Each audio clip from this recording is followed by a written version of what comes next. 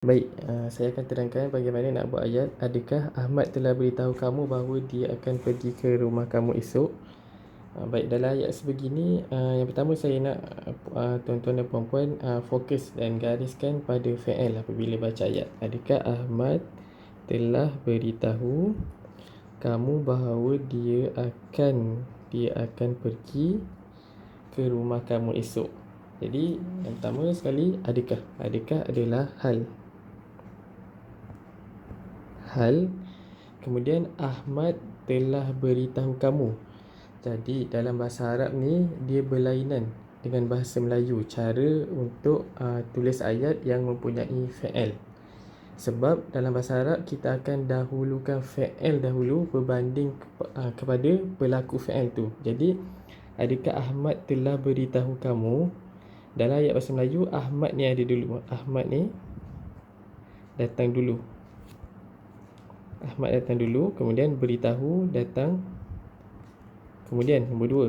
Tapi dalam ayat bahasa Arab kita akan tulis beritahu ni dahulu. Telah beritahu ni dahulu, kemudian baru Ahmad. Okey. Telah beritahu kita akan tulis telah beritahu kamu dahulu. Jadi hal akhbara dulu. Akhbara. Kenapa kita guna fi'il untuk perujukan diri huwa? Akhbara adalah fi'il untuk perujukan diri huwa. Kenapa? Sebab kita sedang merujuk kepada Ahmad. Ahmad adalah seorang lelaki. Jadi sebab itu untuk merujuk kepada Ahmad kita kena gunakan huwa. Okey, baik, yang tu dulu. Kemudian adakah Ahmad telah beritahu kamu? Kamu ni apa? Kamu ni adalah objek dalam ayat ni. Jadi aturannya adalah jika sesebuah objek dalam ayat itu, objek kepada fi'il itu adalah kata ganti nama diri, jadi kita akan letakkan objek itu direct selepas pada fi'il. Saya ulang lagi, aturannya adalah jika objek kepada sesuatu fi'il itu adalah kata ganti nama diri, kita akan letak objek tu direct terus selepas fi'il. Jadi kita akan buat hal akhbara, kemudian kita akan masukkan kamu ni dahulu. Kamu ni kita akan masukkan dahulu. Jadi hal akhbaraka, adakah telah memberitahu kamu?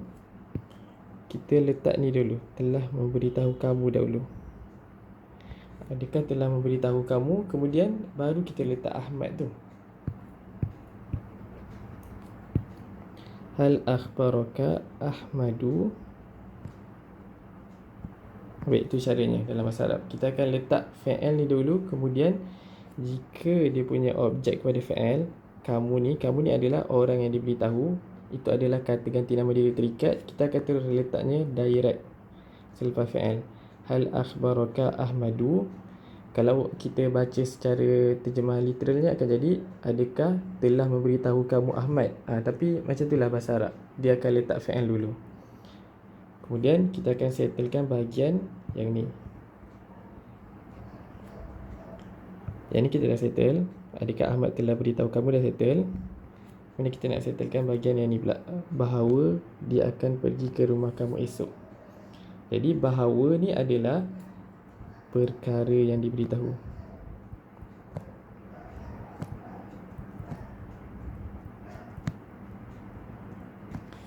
Jadi perkara yang diberitahu, menurut pelajaran ni, cara untuk hubungkan fi'il akhbara, iaitu fi'il memberitahu, dengan perkara yang diberitahu, kita mesti mulakan ayat tu dengan anna.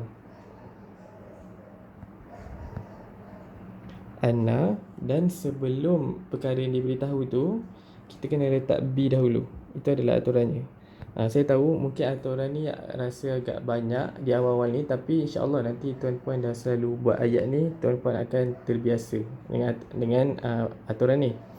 Jadi bi anna ni kita dah bermaksud anna maksudnya bahawa, tapi kita kena letak B sebelum anna tu. Jadi bi anna, kemudian dia akan pergi ke rumah kamu esok.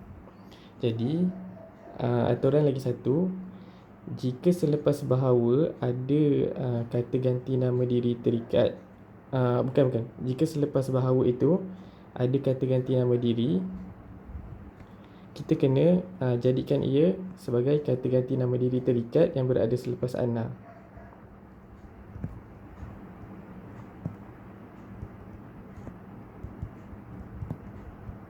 Jadi dia ni kita akan anggap lelaki. Jadi kata ganti nama diri terikat untuk dia lelaki adalah hu. Jadi bi annahu. Kita akan sambungkan terus dengan anna. Bi annahu. Kemudian akan pergi. Kita akan gunakan fa'il mudhari'. Fa'il mudhari' sebab apa? Sebab akan pergi. Apa yang ada akan, kita akan guna fa'il mudhari'. Akan pergi. Dia akan pergi. Kita akan gunakan fa'il mudhari' untuk huwa, sebab ini adalah fa'il mudhari' untuk huwa. Sebab dia akan pergi. Ada dia kat situ. Dia akan pergi ke rumah kamu esok. Ke rumah kamu ni senang sajalah. Ke ila rumah kamu, baitika. Kataan bait adalah rumah dan kataan ka adalah kamu. Kenapa perkataan bait ni huruf akhirnya berbaris bawah? Baitika. Kerana apabila sesuatu kata nama itu berada selepas ila, huruf akhir bagi kata nama itu, huruf akhir bagi kata nama, ni saya maksud saya perkataan bait saja, jangan tengok ka tu. Perkataan bait huruf akhirnya adalah huruf ta ni. Jadi apabila ia berada selepas ila, ada ila, kemudian huruf ta ni wajib berbaris bawah macam tu. Ila baitika. Kemudian kita dah settle ke rumah kamu esok ghadan.